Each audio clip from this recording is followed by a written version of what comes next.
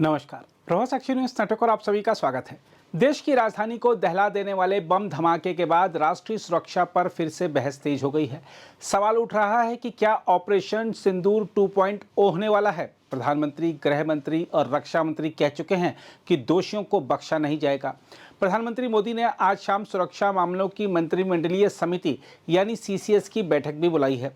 ऐसे में चर्चा है कि क्या ऑपरेशन सिंदूर पार्ट 2 शुरू होने वाला है। इस बारे में रक्षा विशेषज्ञ लेफ्टिनेंट जनरल सैयद अता हसनैन सेवानिवृत्त ने कहा है कि ऑपरेशन सिंदूर 2.0 पर फैसला देश के परिपक्व नेतृत्व द्वारा राष्ट्रीय हित में लिया जाएगा। हसनैन ने कहा कि ऑपरेशन सिंदूर 2.0 को लेकर बहुत चर्चा है, लेकिन मैं कोई अटकल नहीं लगाऊंगा। हमारे पास ऐसा नेतृत्व है जो देश हित में सर्वोत्तम निर्णय लेगा। कल जब मुझे मालूम हुआ कि ये 6:52 पे जब ये हुआ ये इंसिडेंट, और मैं इसको इंसिडेंट ही कहता हूँ क्योंकि अभी तक कोई ऐसी एविडेंस नहीं है और इन्वेस्टिगेशंस जारी हैं, और हमको भी अपने लफ्ज थोड़े कंट्रोल में रखने चाहिए to make sure that we do not sort of prejudice this whole investigation in any way. But having said that, it seems to be a revisit to the terrible times of the past when we used to see these incidents happening in Delhi, Mumbai, Ahmedabad, and places like that. I still remember the 1993 blasts in Mumbai. I can recall the Sarojini Nagar incident. I still remember. We've had Akshardham. We've had 11th September or 13th September in 2011 at the Delhi High Court itself. So I think that was the last big attack in Delhi. That's the last attack 14 years ago. That's the last attack which happened in Delhi. So मैं तो ये कहता हूं कि भारत की intelligence agencies ने, police forces ने मिलकर कोऑपरेट करके, कोऑर्डिनेट करके भारत के शहरों को खास तौर पे बहुत सिक्योर रखा है. We need to thank them for this.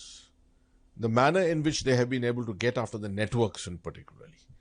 और मैं ये इस्तेमाल करता हूं इस वर्ड को, network. Network is an ecosystem.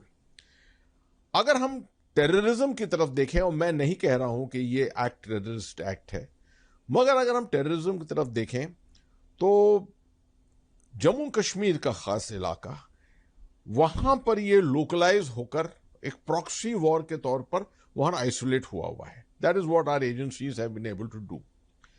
Global war on terrorism खत्म हो गई है. ग्लोबल टेरर का फुटप्रिंट भी बहुत कम हो गया है, मगर जम्मू कश्मीर से कम नहीं हुआ है. ये जम्मू कश्मीर में स्ट्रेंथ टेररिस्ट की बहुत कम हो गई है. जहां 4,500 टेररिस्ट होते थे एक जमाने में, आज वहां 100 या थोड़े से उससे ज्यादा है. मगर इसके बावजूद जो ये इकोसिस्टम है वो नहीं खत्म हुआ. क्या मतलब है इस इकोसिस्टम का? ये इकोसिस्टम होता है ओवरग्राउंड वर्कर्स का, और आप देख रहे हैं इसके अंदर भी डॉक्टर्स, इंटेलेक्चुअल्स, उस तरह के लोग जिनके बारे में इन्वेस्टिगेशन हो रहा है.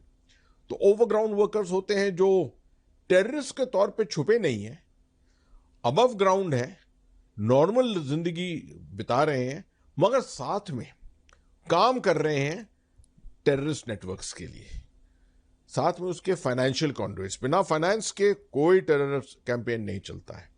तो फाइनेंस के पूरे कॉन्ड्यूइट्स होते हैं जिनको NIA ने, नेशनल इन्वेस्टिगेटिव एजेंसी ने, उनके पीछे पड़कर फोकस करके मेरे ख्याल में 2017, 18, 19 खास तौर पे बहुत हद तक डाइल्यूट कर दिया. जी हाँ, बहुत कंट्रोल किया है इसको. फिर उसके बाद ड्रग्स और नारकोटिक्स होते हैं. इसी के पैसे से ज्यादातर चलता है. आप देखते हैं पंजाब के अंदर जैसे हुआ था, जम्मू कश्मीर के अंदर भी ड्रग प्रोलिफरेशन जो है वो बहुत हद तक हुआ है. उसके वजह से काम ये सब होता है. फिर रेडिकलाइजेशन, और रेडिकलाइजेशन के पीछे मीडिया भी कभी कभी होती है जो एंटी नेशनल मीडिया होता है, और फिर इसके अलग नेटवर्क होते हैं, आइडियोलॉग्स होते हैं, सेपरेटिस्ट होते हैं. तो आप देख रहे हैं कि इतनी चीजों के बारे में मैंने आपसे बात की, ये सब मिलाकर एक इकोसिस्टम बनता है. और आप टेररिस्ट स्ट्रेंथ तो कम कर दीजिए, आप 100 से कम ले आइए, 50 से कम ले आइए, मगर अगर आप इस सिस्टम को न्यूट्रलाइज नहीं कर सके तो ये हर वक्त पोटेंशियल रहता है वापस आने का. और वही हम शायद देख रहे हैं कि कोशिश हो रही है कि दुनिया देख रही है विकसित भारत हमारे माननीय प्रधानमंत्री कहते हैं विकसित भारत 2047 की तरफ देख रहे हैं हम। पूरा देश देख रहा है कि पैसे $5 ट्रिलियन इकोनॉमी बनेंगे हम, $10 ट्रिलियन। हमारे एस्पिरेशन है कि 15 से $20 ट्रिलियन इकोनॉमी हम बनेंगे। दुनिया जब देख रही है भारत की तरफ, maybe people are not very comfortable about this, and a lot of adversaries will want India's progress to get stymied. इसको डाइल्यूट किया जाए, कैसे करें? एक ऐसा वातावरण, एक ऐसा एनवायरनमेंट बनाए जिसमें इनसिक्योरिटी हो, और वो इनसिक्योरिटी की वजह से इन्वेस्टमेंट्स ना आए, ग्लोबल इन्वेस्टमेंट्स ना आए, ग्लोबल इंडस्ट्री ना आए, टेक्नोलॉजीज ना आए सामने। ये उनका मुद्दा होता है और ये एक तरीका होता है। तो मैं समझता हूं कि अगर जो हम स्पेकुलेट कर रहे हैं इस वक्त वो है अगर इस इंसिडेंट में, तो this may be the beginning of an attempt to try and do this kind of a thing. जरूरी नहीं कि वो सक्सीड करेंगे। आप देख सकते हैं कि प्रीसीडिंग दिस इंसिडेंट एक पूरा नेटवर्क जो है वो बस्ट हो चुका था फरीदाबाद के अंदर, और अनंतनाग से लेकर फरीदाबाद तक इसका पूरा नेटवर्क जो जाल पुलवामा से बिल्कुल एब्सोल्युटली लिंक टू पुलवामा। ठीक है, तो पूरा पहलगाम से मैं समझता हूं कि Pahalgam and all these are networked completely together. तो ये सब फैले हुए थे। So this is what we have to be concerned about, and we have to dilute this.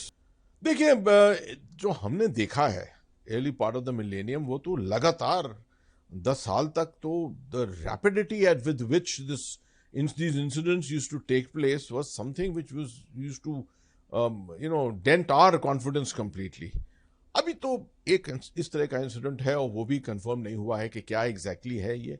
हालांकि प्रधानमंत्री जी ने कहा भी है कि नो, द कॉन्स्पिरेसी और conspirators will not be spared, but ultimately we are waiting for evidence to see what has happened, and I think as a mature nation, which is what we are, हमारी leadership देखिए, आप leadership ने display किया है, अपनी maturity display की है by not pointing any fingers anywhere until the evidence is absolutely in front of us. तो मैं समझता हूं कि I don't think it should dent our confidence. The manner in which an incident of this kind has been handled by the government of India should actually inspire more confidence in people. कि देखिए, कल इस तरह का हुआ तो हम इसको हैंडल कर सकते हैं, मिनिमाइज कर सकते हैं, ऑप्टिमाइज कर सकते हैं अपने आप के लिए, and we will not allow that kind of situation to come जैसे 90s और early part of the millennium में हुआ था। So, sir, what next? Like you said that the ecosystem needs to be neutralized. Operation Sindoor happened. We saw that it was a response to a terrible attack in Pahalgaon. And our government stated position is that Operation Sindoor is continuing. So, if what we are suspecting any hand comes, do you think Operation Sindoor is going to be executed again? I know there's been a lot of talk in the environment of Operation Sindoor 2.0, but I will not hazard any guess at this time. We have, as I said, a mature leadership which will decide what is best in national interest, and they will do that. I am very, very confident of it. 22 अप्रैल को जब हुआ था और उसके बाद जो भी वाक़ये हुए, it is the government of India under the senior leadership which took all its decisions, and we stood by them completely. That's exactly the kind of thing which I will back completely. But having said that, I would say what we need is perhaps greater investment in technologies, much more. आजकल AI के ऊपर तो खास तौर पे बहुत investigations के ऊपर, predictive AI, हाँ, that's a predictive analysis, and AI जो है, data management जो है, these are the kind of things which are going to be the in aspect of handling criminals and criminal issues and things of this nature. साथ में I think citizen vigilance is a very important thing. It is not कि India में नहीं है citizen vigilance. But it अब needs to आपने be कल के upgraded. इंसिडेंट में भी देखा आपने, the way people came Oh, forward. civilians came forward to help immediately. Help. They were the first line of. Absolutely, 50 ambulance पहुंच गई वहां पर without any kind of this thing. The manner in which the police responded. And The NSG Honorable Home forensic. Minister of India was there within a few hours, visiting the spot itself. So I think that inspires a lot of confidence among us that we are very, very capable of handling. But in case this comes out to be a terror attack, do you think it's a message that we can strike you right in the heart of the city? Is it to create a panic? We have seen this before. We've seen this in 13 December in 2001. Parliament से और central तो कुछ हो ही नहीं सकता है दुनिया में. But that also didn't shake our confidence. No. And you saw we had Operation Parakram. maybe Parakram did not end in a major operation or major military operations as such, but we took all the necessary precautions which were to be taken.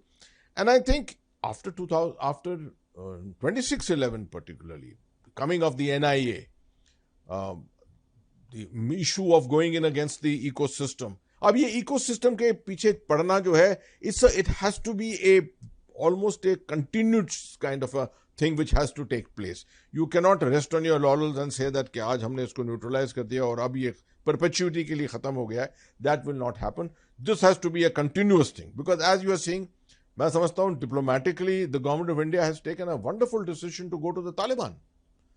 Afghan Taliban के साथ हमने अपना relationship बनाई है. A lot of people were critical about this. Enemies. हाँ, I was very supportive of the government of India कि भाई आपने बिल्कुल सही चीज की है इसके लिए. So, sir, delinking this incident and coming to the ecosystem, which is mainly driven from across the border, from Pakistan, especially its intelligence agency. So, sir, we are hearing this from decades now, that it is still there, and they are still. We have seen them also, graduating and growing. They are also getting sophisticated, and they are getting unfortunate support from Saudi Arabia, from United States now, diplomatically I'm saying. So, what will be our trajectory now, and what should be our course of action to destroy this ecosystem? देखिए, first of all, I will not confirm that the allegations of who is involved and who has done anything, I will not confirm it at this stage at all. But coming to the larger question of how to deal with the ecosystem as such, as I told you, at the moment, the concept that India is following in terms of national security is a very, very important concept, and that is whole of nation approach. पहले आप देखते थे कि कुछ होता था border पे तो सिर्फ आर्मी. अच्छा, थोड़े दिनों के बाद उसके बाद थोड़ी पुलिस फोर्सेस भी उसमें जुड़ गई.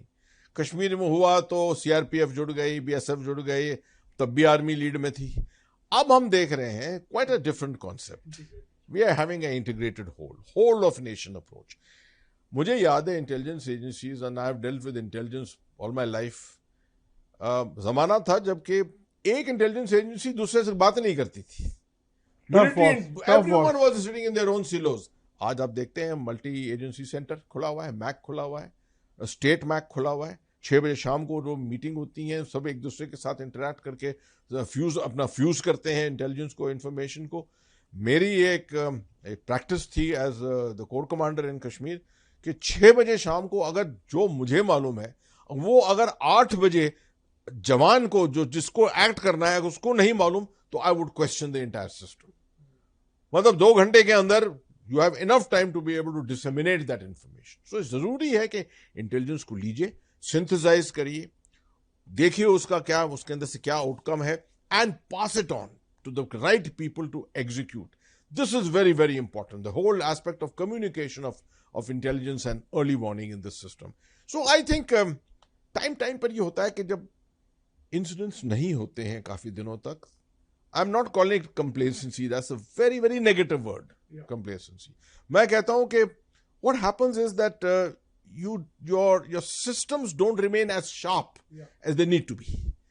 Then something happens, or if you get someone who comes and gingers up the whole system again, उसके साथ जो है आप दोबारा रिव्यू करते हैं पूरा. तो वो अब वही चीज इस वक्त होने वाली है और हो रही है.